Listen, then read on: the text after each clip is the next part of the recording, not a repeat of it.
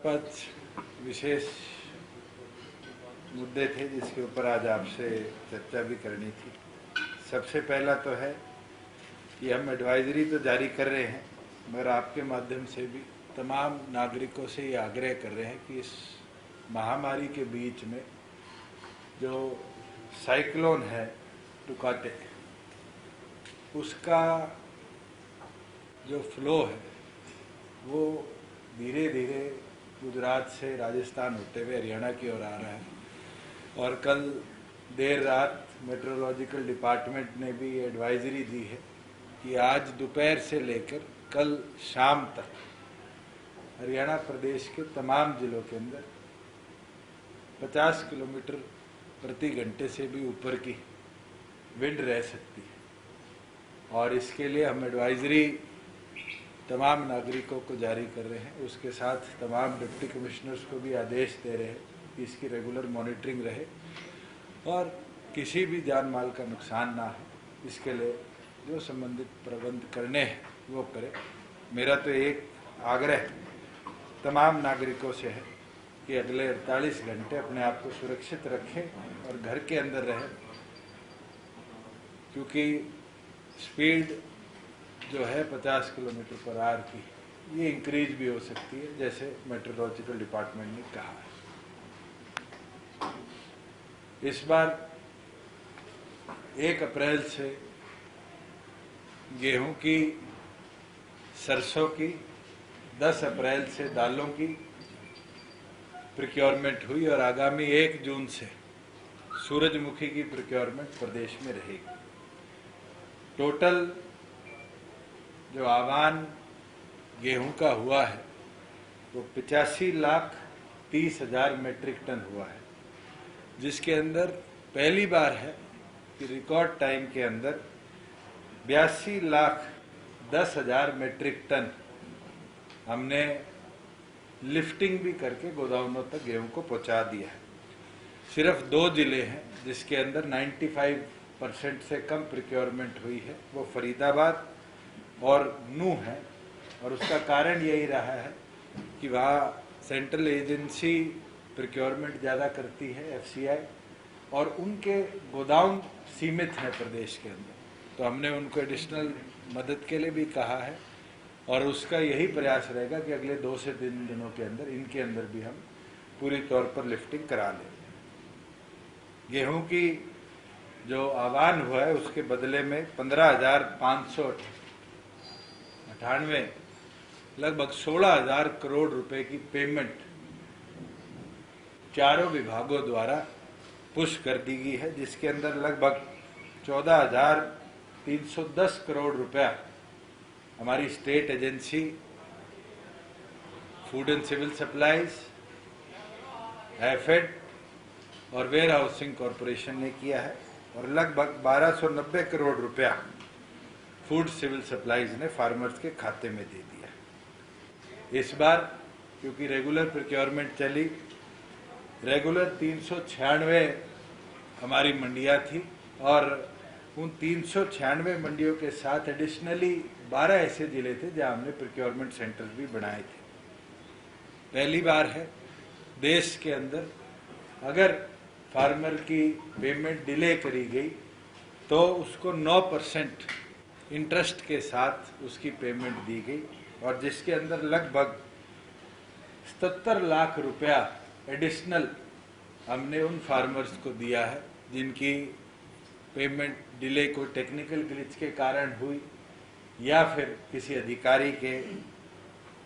वजह से।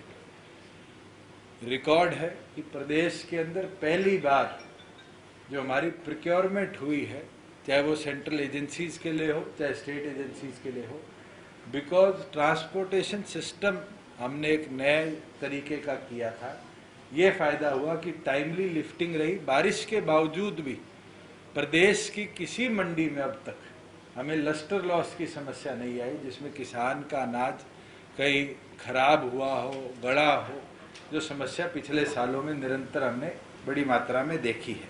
ऐसी कोई हमारी मंडी नहीं है जिसके अंदर आज के दिन बड़ी मात्रा में स्टॉक खड़ा हो, एक्सेप्ट वो मंडियां जहां हम स्टॉकिंग का काम पहले भी निरंतर करते आए हैं। एक बड़ी अच्छी चीज इस बार देखने को मिली कि लास्ट टाइम हमने 7 लाख मेट्रिक टन से ज्यादा सरसों की खरीद करी थी एमएसपी के ऊपर, जो लगभग 4600 रुपए के आसपास थी। इस बार की एमएसपी 4650 रुपए थी और प्रदेश के अंदर 4 लाख के नजदीक रजिस्टर्ड फार्मर्स थे। उसके बावजूद भी एक दाना सरकार को प्रोक्योर नहीं करना पड़ा और खुशी की बात है कि 4650 रुपए एमएसपी के बदले इस बार हमारी मंडियों में 7275 रुपए 7275 रुपीज पीक का सरसों का रेट गया है। ये मुझे लगता है कॉम्पिटिटिव मार्केट बढ़ने से फार्मर को फायदा मिला, जिसके अंदर हमारे 3,22,000 फार्मर्स का रिकॉर्ड हमारे पास है जिनने मार्केट कमेटी के अंदर अपने आप को रजिस्टर कर रखा। जहां सूरजमुखी की बात है, 1 जून से सूरजमुखी की प्रोक्योरमेंट पूरे प्रदेश में होगी, जिसके अंदर 7 हमारी डेजिग्नेटेड मंडियां हैं, जिसके अंदर 8283 हमारे पास रजिस्टर्ड फार्मर्स हैं। अगर कोई फार्मर छूटा भी है तो भी हम उसको 1 दिन का मौका देंगे कि वो अपने आप को रजिस्टर करा ले और एग्रीकल्चर विभाग तुरंत उसको वेरीफाई कराने का काम करेगा। और आज के दिन जो एमएसपी है सनफ्लावर की वो 5885 रुपये है, 5885 रुपीज पर कुंटल। और जो कल हमारी शाहबाद की मंडी के अंदर ऑक्शन हुआ है, मेरे को साझा करते हुए खुशी होती है कि सूरजमुखी भी 6100 रुपए के दाम की पर कुंटल की बोली कल लगी है। और मैं उम्मीद करता हूं कि हमारे जितने फार्मर्स हैं उनको एमएसपी से ज्यादा हम अश्योर भी कर पाएंगे और आने वाले दिनों में सूरजमुखी को पूरी तरह पर खरीदवा भी पाएंगे। सरकार ने केंद्र से भी परमिट करा है कि हम केंद्र के लिए भी प्रोक्योरमेंट करेंगे और लगभग 25,000 कुंटल की प्रोक्योरमेंट केंद्र के लिए हमें परमिट कर दी गई है। मैं बधाई देना चाहूँगा हमारे पीडब्ल्यूडी के अधिकारियों को, जिनके मेहनत से प्रदेश के अंदर 1000 bedded 500 bedded 2 hospital record time पे बनाए गए, जिसकी डेडलाइन 20 तारीख तक थी। मगर तमाम अधिकारियों ने, खासतौर पर हमारे 2 ACS अपूर्व कुमार, अनुराग रस्तोगी, जिनने डेडिकेटेडली इसको मॉनिटर किया, हमारे दोनों EIC निहाल सिंह और राजीव अरोड़ा, जिनने एक एक चीज को अलग अलग विभागों के साथ कोऑर्डिनेट करते हुए टाइम से 4 दिन पहले कंप्लीट करने का काम किया है। और उसके लिए हमारे लेबर डिपार्टमेंट ने तुरंत वहाँ मेडिकल स्टाफ की कोई किल्लत ना पड़े 300 अपने अधिकारियों को डिप्यूट किया है, जिसके अंदर 136 मेडिकल ऑफिसर्स हैं, 88 फार्मासिस्ट है, 26 MPHS हैं, 17 लैब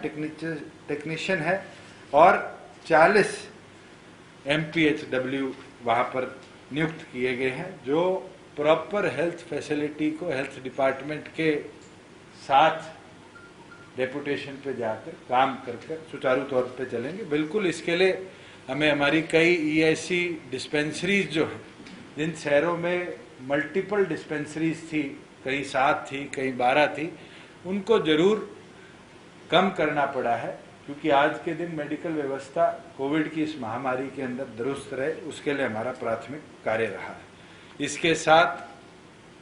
ग्रामीण क्षेत्र को और